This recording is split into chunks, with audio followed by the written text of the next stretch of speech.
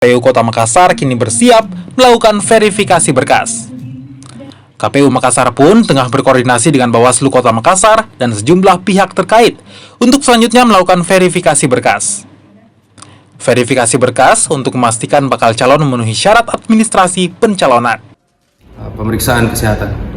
Untuk untuk yang fasilitasi kami itu ini kan kalau terkait kampanye ini kan karena kampanye sekarang PKPU kampanye juga belum turun, jadi kita masih menunggu PKPU kampanye saat ini. Tapi yang jelas bahwa saat ini masih verifikasi tahapan setelah pendaftarannya ada pemeriksaan kesehatan.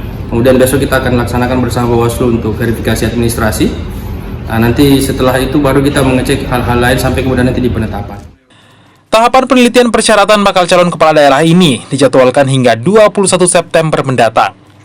Hal ini berlaku untuk semua KPU daerah yang melaksanakan pilkada serentak. Nila Rustam, Kompas TV, Makassar, Sulawesi Selatan.